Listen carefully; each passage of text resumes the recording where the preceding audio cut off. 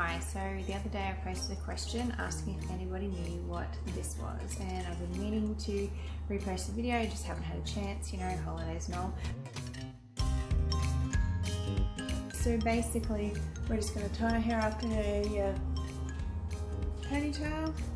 Doesn't matter how high or low you want to do it, just depends on the desired look that you're after.